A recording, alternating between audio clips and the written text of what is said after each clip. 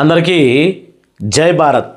నేను ఏ కులాన్ని ఏ మతస్థుని అని మాత్రం ఇప్పుడు చెప్పదలుచుకోలేదు. వీడియో మాట్లాడే ముందు నేను ఒక భారతీయుణ్ణి, దీనికి మాత్రం క్లారిటీ ఇస్తా ఉన్నా. ఎందుకంటే నాకు ఒక మన బ్రదర్, మన భారతీయుడు వీడియో పంపించి రాధా మనోహర్ దాస్ను ఎందుకు కూటమి ప్రభుత్వం అరెస్టు చేయడం లేదు, రాధా మనోహర్ దాస్ ఒక వీడియో చేస్తూ, అది కూడా ఒక గంట వీడియో, దాంట్లో క్రైస్తవులను దళితులను వీళ్ళందరినీ అంటే మొత్తానికి ఒక బైబిల్ను కించపరిచే విధంగా మాట్లాడిండు. ఇది మీరు ఛాలెంజ్గా వీడియోలోనే చూపించి మీరు మాట్లాడండి. నిన్న ఏదైతే జోసఫ్ రావణ్ అలియాస్ ప్రశ్న రావణ్ గురించి రాముడు సొంత దేశం నుంచి తరిమి కొట్టిన వాడు ఎలా దేవుడు అవుతాడు ఒకటి. మీ ఎవరైతే రాముడు సీతాను అగ్నిప్రవేశం చేసిండో, మరి మీ భార్యలు కూడా ఒకసారి అగ్నిప్రవేశం చేస్తామో మీ భార్యలు వస్తారేమో అడగండి అని మాట్లాడిండు. అంటే ఈ విషయాన్ని అంటే అప్పుడు రాముడు చేసిండు, ఇప్పుడు మేము చెయ్యాలి, లేకపోతే రాముడు దేవుడు కాదు. ప్రశ్న రావణ్ మాట్లాడే మాటలు ఇలాగే ఉన్నాయి అని నేను ఒక వీడియో మాట్లాడితే దీని మీద ఇక మన భారతీయులకే ఎవరి మతాలు వాళ్ళకు ఉంటాయండి. సరే, క్రైస్తవ మతాల వాళ్ళకి నేను మాట్లాడింది అంటే ఇక్కడ ప్రశ్న రావణ్ణి తప్పుపడతా ఉన్నావు బ్రదర్ నువ్వు. ఒకసారి ఈ రాధా మనోహర్ దాస్ మాట్లాడిన వీడియో, ఈ వీడియోలో ఏ రకంగా మాట్లాడిండు ఆ వీడియోను నువ్వు పబ్లిక్లో నీ ఛానల్లోనే పెట్టి చూయించు, అప్పుడు మేము నీకు రిప్లై ఇస్తామని చెప్పడం జరిగింది. ఇప్పుడు దాని గురించి ఆ వీడియో మీ ముందు చూపించబోతా ఉన్నా. రాధా మనోహర్ దాస్ కూడా ఒకవేళ ఏదైతే వేరే మతాన్ని దూషించినుంటే, అది క్రైస్తవ మతాన్ని కావచ్చు, లేకపోతే ముస్లిం మతాన్ని కావచ్చు, బుద్ధ మతాన్ని కావచ్చు, ఇంకా వేరే ఎవరి మతాలనైనా కించపరిచినట్టుంటే మరి ఇప్పటి వరకు మీరు ఎందుకు ఆ కేసు ఫైల్ చేయలేదు, పిటిషన్ ఎందుకు ఇవ్వలేదు? అంటే రాధా మనోహర్ దాస్ అనేట ఆయన ఓన్లీ ఇక్కడ ఇప్పుడు ఆయన వీడియోలో మాట్లాడిన వీడియో మొత్తం విన్నా, వీడియోలో ఆయన వాళ్ళ నాన్న పేరు కోటేశ్వరరావు రామారావు అంటా ఉన్నాడు. రామారావు కొడుకు ఇప్పుడు క్రైస్తవ మతంలో ఉన్నాడు. ఇది ఎవరికి ఈ యొక్క మనకు సంబంధించినటువంటి రామారావు అనే పేరు ఎవరి దాంట్లో ఉంటుంది, ఏ మతంలో ఉంటుంది? దీని మీద వచ్చిన చర్చకు రాధా మనోహర్ దాసు కోపానికి వచ్చిండు. మీకు వీడియో చూపిస్తా, కానీ వీడియో చూపించే ముందు నిజాన్ని నిర్భయంగా కామెంట్ పెట్టండి. ఇప్పుడు ఒక ఛానల్ ఇప్పుడు జోసఫ్ ఛానల్ పేరు, నా ఛానల్ పేరు మరాదేందో ఒకటే, కాకపోతే ఆయన ప్రశ్న ఛానల్, నాది ప్రశ్న ఇన్ 1. అంటే ఒక్క ప్రశ్ననైనా నువ్వు ప్రశ్నించు. నేను జీవితంలో టార్గెట్ పెట్టుకుంది అదే. ప్రశ్నించకపోతే నీ అటువంటి చేతగాని వాడు లేడు. జీవితంలో ఒకసారైనా ప్రశ్నించు. ఆ ఛానలే నేను నా ఛానల్ పేరు పెట్టుకున్నా. ఇప్పుడు మనం మాట్లాడదాం. ఇది ఓన్లీ ఈరోజు మాట్లాడే మాటలు రాధా మనోహర్ దాస్ అద్దులు మీరిండా. రాధా మనోహర్ దాస్ మరి మోడీతో సహా సంబంధిత కొన్ని హిందూ మతాలకు సంబంధించి, హిందూ దేవాలయాలకు సంబంధించి వెళ్ళినటువంటి పెద్ద మనిషి అద్దులు మీరినప్పుడు మీరు ఇంతవరకు ఎందుకు పిటిషన్ అయినా ఇవ్వలేదు? ఎవరిదైనా మనోభావాలు ఒక్కటే. ఓన్లీ హిందువుల మనోభావాలు ఒక్కటే, క్రైస్తవులకు మనోభావాలు ఉంటాయి, ముస్లింలకు మనోభావాలు ఉంటాయి అని నేను చెప్తలే. అందరికీ మనోభావాలు ఉంటాయి, కానీ మీరు ఎందుకు పిటిషన్ ఇవ్వలేదు? జోసఫ్ రావణ్ అంటే ఆయన, ప్రశ్న రావణ్ అంటే ఆయన మన ఛానల్లో పెట్టుకొని ఇష్టానుసారంగా హిందూ మత దూషణ ఎందుకు చేసిండు అది చెప్పాలి ఒకసారి. ఇప్పుడు ఎవరైనా సరే లైవ్లో టకీ మని వాళ్ళ మతంలో ఉన్నటువంటి కొన్ని, ఇప్పుడు మనం ఎగ్జాంపుల్గా ఏది తీసుకుందాం, భగవద్గీత తీసుకుందాం. భగవద్గీతలో ఏముంటుంది? మొదటి నుంచి ధర్మక్షేత్రే కురుక్షేత్రే సమావేత యుక్త్వ మామక పాండవక్షైవ కీమ కుర్వత సంజయ దుష్టతు పాండవానీకం దూయం దూర్యో ధనస్తద. ఇలా కొన్ని శ్లోకాలు ఉంటాయి. మరి మీ యొక్క బైబిల్లో కానీ మరి మీ ఏదైతే సంబంధించి మీ ఖురాన్లో కానీ ఉన్న విషయాలను మీరు కూడా అంటే ప్రొఫెషనల్గా ఈ వీడియోలు చేసేటోళ్ళు ఉంటారు చూడు, మోనార్కులు ఇలా లైవ్లో బుక్ పట్టుకోకుండా చెప్పగలుగుతారా? ఎందుకంటే వాళ్ళు ఎప్పుడు బైబిల్ని చదివింది ఉండదు. కొంతమంది ముస్లింలు అని పేరు పెట్టుకొని మతాల మధ్య దేశాలు కావాల్సి చెల్లులు పెట్టేటోళ్ళు వాళ్ళు ఎప్పుడు కూడా ఖురాన్ పట్టింది ఉండదు. అసలైన క్రైస్తవులు, అసలైన ముస్లిమ్స్, అసలైన హిందువులు ఎప్పుడు కూడా ఎవరి కాంట్రవర్సీలో ఇరుక్కోరు, ఏ కాంట్రవర్సీలో పెట్టరు. అది ముమ్మాటికి వాస్తవం. ఇప్పుడు రాధా మనోహర్ దాస్ ఏం మాట్లాడిండో, ఆ ప్రోగ్రామ్ ఏంది, దాని గురించి ఒకసారి మీరు వినుండ్రి. నువ్వు దేవుడు అనుకునేవాడి పేరేంటి? నువ్వు దేవుడు అనుకునే మూర్ఖుడా? అడిగిందని చెప్పు,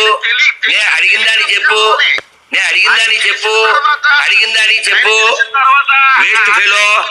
నాయనా, మీ నాన్న మల్లేశ్వరరావు, నువ్వు ఎక్కడ వాళ్ళకి పుట్టావు? ఏసి ఎవడికి పుట్టాడో తెలుసా? వాడికి 4 నాన్నలో తెలుసా? మేరీ ప్యాంతర్తో పడుకుంటాడు పుట్టాడు తెలుసా? ఆడి పేరు చెప్పలేపోయాడు. యేసు చవట ఆడు ఎవడో పుట్టాడు తెలీదు. ఆ నాన్న పేరు చెప్పగలవా? నువ్వు బైబిల్లో చూపించగలవా? ఒకడా బైబిల్ ఏదో రోజున యేసుగాడు వచ్చేస్తాడు, అని మేకుల కింద పని దిగిపోతాయి. బొక్కలో బైబిల్ బొక్కలో బైబిల్ నువ్వు ఏంటి పనికి మాలిన ఫెలో. వాడు దేవుడి పేరు ఏంటో చెప్పరా అంటే అదో చెప్పడం కాదు గురుగారు, మొత్తం పునకం వస్తుంది వస్తుంది. పోరంబోకి అదవా, నేను ఎంత అందంగా అడిగాను. ఇప్పుడు వాడు దేవుడు అనుకునే వాడి పేరు ఏంటి అని అడిగా. ఆడు పాపి, ఆడి వల్ల వచ్చేది బీపీ. ఎందుకని? అది చేసేది కాపీ. ఆడు ఎవడు పుట్టాడు? మల్లేశ్వరరావుకైనా పుట్టాడు. ఆడి ఫీలింగ్ ఏంటంటే వాళ్ళ ఇంటికి ఎవడో బ్రిటిషోడు వచ్చాడు అనుకుంటాడు. మల్లేశ్వరరావు నరకానికి వెళ్ళిపోతాడు అంటాడు. ప్రభు ఎట్లా పుట్టిండో చెప్పమని మీరు అది చెప్పడు. నేను ఓపెన్ చెప్పానుగా, బ్యాంతరగాడికి పుట్టాడు లాంతర్ వేసి. అదైందా? ఇప్పుడు మీ వాదనలన్నీ నిజం అంటే వాళ్ళు చెప్పే మాట. నా ప్రశ్న కాదు, వాళ్ళు చెప్తే కుదరదు. నువ్వు సీఎం అనేది ఎంత అబద్ధమో వాళ్ళు చెప్పేది అది ఎంత అబద్ధం. ఆడు మల్లేశ్వరరావు పుట్టాడు, ఆడికి బొగడా బైబిల్కి ఏం సంబంధం లేదు. చెప్పను, నా పూర్వీకులు బొగడా బైబిల్ ఫాలో అయిన క్రైస్తవులు కాదు. నేను చెప్పా, నువ్వు ఆడు అందరూ చెప్పాలి. ఎవరైనా క్రైస్తవుని చెప్పను తన పూర్వీకులు హిందువులు కాదని. అందరూ పూర్వీకులు హిందువుల నుంచి అందరు ఒక్క బైబిల్ బాకెందుకు లేదు. ఇప్పుడు టాపిక్, ఇప్పుడు నేను ఆకలి వేసింది అన్నాను అనుకో, గురుగారు ఏం తెప్పించమంటారు అంటాను. నాకేం ఫుడ్ అక్కర్లేదు, ఆకలి ఇట్లే. టాపిక్ ఏంది? కంప్లీట్ బైబిల్ అనేది ఫేక్ బుక్, బోక్ బుక్, మాకు అక్కర్లేదు. అది చూడు, నేను అందంగా అడిగా, నువ్వు దేవుడు అనుకునేవాడి పేరు ఏంటన్నా చెప్పచ్చు కదా. వాళ్ళ నాన్న పేరు అడిగాను, చెప్పచ్చు కదా. ఇదివరకు చెప్పానంటే ఏంటి అదవా కూర తక్కువ కదా. ఇప్పుడు నాకు నువ్వు తెలుసు, మీ నాన్న పేరు మళ్ళీ అడిగాను, చెప్పు ఏ పేరు మీ నాన్న పేరు? అది చెప్పావు. 10 సార్లు అడిగితే 1000 సార్లు అడిగితే చెప్తావు కదా. మనోహర్ దాస్ అరే వేరే వాళ్ళు పుట్టాడా మల్లేశ్వర కొడుకాడు? మనిషిలా ఉండాలి, గొర్రెలా ఉండకూడదు. అది ఏంటి కదా, ఇన్ని చర్చలు, ఇన్ని మసీదులు వచ్చినాయి. అవును కదా. సనాతన ధర్మం మాత్రమే హ్యుమానిటీని గౌరవిస్తుంది కాబట్టి ప్రపంచంలో ఏ దేశం మీద దాడి చేయలే. ఈ బొగడా బైబిల్ పట్టుకున్న వాళ్ళే కదా ప్రపంచం అంతా వ్యాపారం పేరుతో వచ్చి ఆక్రమించి కొన్ని లక్షల మందిని చెప్పి దేశాల మొక్కలు చేసిన దరిద్రులు 1, 2 గాలే కదా. ఇది 1, 2 తప్ప ఎందుకు పనికిరావు ఈ పుస్తకాలు? మనోహర్ దాస్ గారు పొద్దున్న లేస్తే టార్గెట్ బైబిల్ మీదనైనా, ఖురాన్ మీద కూడా ఇంతే? ఇప్పుడే కదా ఖురాన్ చదివాను. ఇంతే ఫోర్స్ గా ఖురాన్ మీద కూడా పోరాడతారా? ఓన్లీ బైబిల్ ని టార్గెట్ చేస్తాను. ఇప్పుడు కొంపల్ నీకు ఆల్రెడీ ఆన్సర్ క్వశ్చన్ ఇది. కొంపల దగ్గరికి వచ్చి బొగడా బైబిల్ నమ్ముకోమని అడుక్కుంటున్నారు కాబట్టి దాని గురించి మాట్లాడతాం. ఎవడన్నా వచ్చి ఖురాన్ నమ్ముకొని నేను ఎవరన్నా అడుక్కుంటే అది కూడా మాట్లాడతాం. చెప్తారు కదా, లవ్ జిహాద్ అని, ఫుడ్ జిహాద్ అని, అవి మాట్లాడుతున్నాగా, రకాలు ఉన్నాయి. స్పష్టంగా చెప్పాగా, ఉమ్ము బ్యాచ్ దగ్గర కొనొద్దు, ఉచ్చ బ్యాచ్ దగ్గర తినొద్దు, నీకు భయ్య కుయ్య నీ అయ్యా నీ నోట్లో ఉయ్య అని చెప్పాం కదా. ఎందుకంటే తెలుగులో ఏం చెప్పాలి నాన్న? భవిష్యత్తులో రాజకీయాలకు ఏమైనా రాబోతురా? వద్దు, దరిద్రం మనకు అక్కర్లే. ఏమైనా అవకాశం ఉందా? ఏం లేదు. అంటే మీ స్టేటస్, మీ మాట్లాడే విధానం. ఇక్కడ రాధా మనోహర్ దాస్ అలాగే ఇంకో వ్యక్తి ఎవరో రామారావు కొడుక్కి, సరే వీళ్ళిద్దరికీ జరిగినటువంటి ఈ యొక్క భాషని అక్కడ వీడియో రూపంలో టెలికాస్ట్ జరుగుతుంది. ఇది కూడా ఒక ఎక్కడ అంటే మనకు సంబంధించి ఒక స్టేజ్ మీదనే ఈ ప్రోగ్రాంలోనే జరుగుతుంది. మరి ఇంత జరిగినప్పుడు సరే ఇక్కడ బోకడా బైబిల్ బోకడాది అని మాట్లాడిండు. ఎవరు? దామోదర్ దాసు మాట్లాడినప్పుడు దీని మీద క్రైస్తవ సంఘాలు ఖచ్చితంగా మరి కేసులు పెట్టాలి కదా. నేను ఏమంటా ఉన్నా, అసలు భారతదేశంలో ఉన్నటువంటి సనాతన ధర్మాన్ని, బైబిల్ని, ఖురాన్ని, ఏ మతాన్ని కూడా కించపరిచే అధికారం ఇంకొకరికి లేదు. రాధా మనోహర్ దాస్ మాట్లాడే భాష కొంచెం విచిత్రంగానే ఉంది. దానికి మించిన విచిత్రం ఏంటంటే ఈ ప్రశ్నారావణ్ మాట్లాడినటువంటి మాటలు. ఇది కాదు అని మీరు చెప్పగలుగుతారా? నాకు ఎవరైతే బ్రదర్ ఈ వీడియో పంపించిండో మీరు చెప్పినట్టుగానే లైవ్లో వీడియో తీసి పబ్లిక్ ముందు పెట్టి నేను కూడా వీడియో షూట్ చేసిన. రాధా మనోహర్ దాస్ దీంట్లో ఏం మాట్లాడిండో ఓకే. నేను ఎవరైతే ప్రశ్నారావణ్ కూడా సేమ్ టు సేమ్ ఒక వీడియోలో ఇదే వీడియో చూస్తూ ప్రశ్నారావణ్ రెచ్చిపోయి రామాయణం గురించి, మహాభారతం గురించి, భగవద్గీత గురించి ఏం మాట్లాడిండో రెండు ఒకే దగ్గర పెడదాం ఈక్వల్గా. దేన్ని ప్రజలు ఎందులో ఎక్కువ తప్పు ఉంది? వాస్తవానికి రాధా మనోహర్ దాస్ చేసింది తప్పే అనుకుందాం. మరి మీరు ఎందుకు పిటిషన్ ఇయ్యలే? అక్కడ మీకు ఏమన్నా ఇప్పుడు అక్కడ ఉన్నది ప్రభుత్వం గిట్లా మీకు క్రిస్టియన్స్కు మేము కేసులు పెట్టాము, క్రిస్టియన్లు ఎవరిని తిట్టినా, ముస్లింలు ఎవరు తిట్టినా కానీ హిందువులు తిడితే మేము పడండి అని చెప్పిర్రా? చెప్పలేదు కదా. మీరు ఎందుకు పిటిషన్ ఇయ్యలే? First one. రెండోది, రాధా మనోహర్ దాసు తెచ్చినప్పుడు ఇక్కడ ఉన్నటువంటి ప్రశ్నారావణ్ జర్నలిస్టు తెలిసిన మనిషి, ఈయన ఓపికతో ఉండి క్రైస్తవ సంఘాలతోటి పోయి ఆయన కేసు పెట్టేది ఉండే. క్రైస్తవ సంఘాలు కూటమి ప్రభుత్వాన్ని డిమాండ్ చేసేది ఉండే. ఎవరైతే Pawan Kalyan freedom of the speech అని చెప్పిండో ఆయనను టార్గెట్ చేసి మరీ అడిగేది ఉండే. మీరు ఎందుకు రాధా మనోహర్ దాస్ ఈ రకంగా మాట్లాడినా కానీ ఆయనను మీరు ఖండించుతలేదు, ఆయనకు మీరు కనీసం వార్నింగ్ అయినా ఇస్తలేదు. మరి మేము కేసు పెడతా ఉన్నాం, మరి మీరు కేసు పెట్టేది ఉండే కదా. కేసు పెట్టకుండా సోషల్ మీడియాలో రాధా మనోహర్ దాస్ అట్లా మాట్లాడుతూ ఉన్నాడని ఇక ప్రశ్నారావణ్ ఇటు మాట్లాడు. మధ్యలో ఉన్నటువంటి వాళ్ళు మామూలు ప్రజలు కొట్టుకు చావాలి. ఇదే కదా, ఇదే కావాలి ప్రతి ఒక్క పేడ్ బ్యాచ్కి. హిందువుల్లో ఎవరు తప్పు చేసినా మీరు క్రిస్టియన్స్ కానీ, ముస్లింలు కానీ, బుద్ధౌస్ కానీ మీరు ఎవరైనా కేసులు పెట్టండి, రైట్ అయిందా, ఉన్నది చట్టం అదే.